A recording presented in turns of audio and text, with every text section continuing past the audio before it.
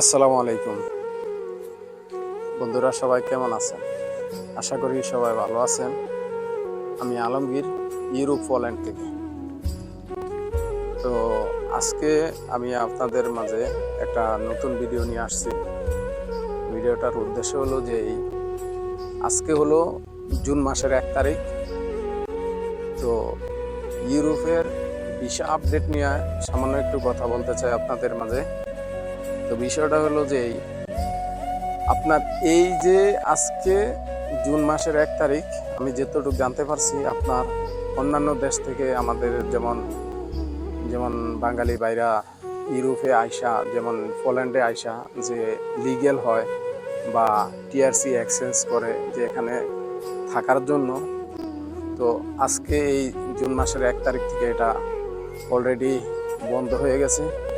অন্যান্য দেশে হয়তো আপনার ইউরোপের ভিতরে ফ্রান্স, পর্তুগাল, স্পেন ওইসব দেশে অবৈধভাবে হয়তো থাকা যায়, কিন্তু আপনার এই পোল্যান্ডে অবৈধভাবে কোনো লোক থাকতে পারে না। তো তার কারণে হয়তো দেখা গেছে যে অন্যান্য দেশ থেকে যারা আসে, ইউরোপের চেনজেন দেশ থেকে, তারা এই দেশে লিগেল হয়। তো লিগেল মানে আপনার টিআরসি করে কাজ করতে পারে। তো এই দেশে এরকম একটা সুযোগ সুবিধা ছিল। এখন আপনার এই আজকে 1 তারিখ থেকে, জুন মাসের 1 তারিখ থেকে এই সুযোগ সুবিধা সরকার বন্ধ করে দিছে। তো বন্ধ করার কারণটা হলো যে তো বিষয়টা হলো আপনার আমাদের এই পোল্যান্ডের পাশেই ইউক্রেনের লোকজন আপনার এই পোল্যান্ডে এসে ঢুকছে, তারা আশ্রয় নিছে। আর আরও বিশেষ করে অন্যান্য দেশ থেকে আপনার অনেক লোকজন এই 2-3 বছরে আপনার করোনার পর থেকে অবৈধভাবে ঢুকা আপনার লিগেল হয়েছে। তো আসলে অ্যাকচুয়ালি দেখা গেছে যে লোকজনও বেশি। আর আরও কথা হলো, এই দেশে অনেক লোক দেখা গেছে আইসা আবার লিগেলিটি হয়ে আর এক দেশে চলে যায়, থাকে না।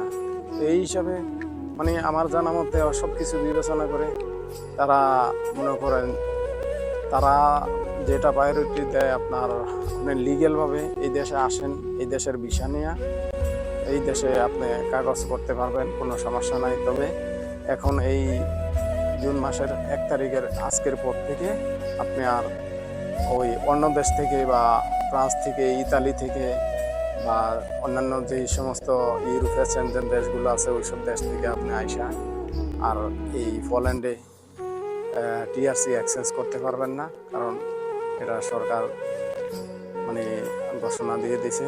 তো এটা আসলে আমাদের যেমন অন্যান্য দেশ থেকে আমাদের বাঙালি ভাইরা দেখা গেছে যে এই পোল্যান্ডে আসতো, আইসা লিগেলিটি হইতো, এখন আর লিগেল হওয়া সম্ভব না। এটা আমাদের জন্য দুঃখজনক। তো এই দেশের সরকার এটা করছে। তো এতটুকুই আপনার আমি জানতে পারছি। আমি যতটুকু জানছি আপনাদেরকে জানানোর চেষ্টা করছি। হয়তো আরও কোনো কিছু যদি আপনাদের কাছে বা আমি যদি জানতে পারি বা জানি শুনি, আপনাদেরকে জানানোর চেষ্টা করব। তো হলো কথা। আজকে কথায় কথা অনেকটু কথা বলে ফেলছি। আর আমার কথা যদি ভুল ত্রুটি হয় আপনারা ক্ষমা চোখে দেখবেন। সবাই ভালো থাকবেন। আর আমার ভিডিওটা লাইক, কমেন্ট, শেয়ার করবেন, যাতে সবার জন্য উপকৃত হয়। আর আপনাদের যদি কোনো কথা থাকে আমার ভিডিওতে কমেন্ট করবেন, আপনাদের কমেন্টের উত্তর দেওয়ার চেষ্টা করব। সবাই ভালো থাকবেন। আসসালামু আলাইকুম ওয়া রাহমাতুল্লাহ।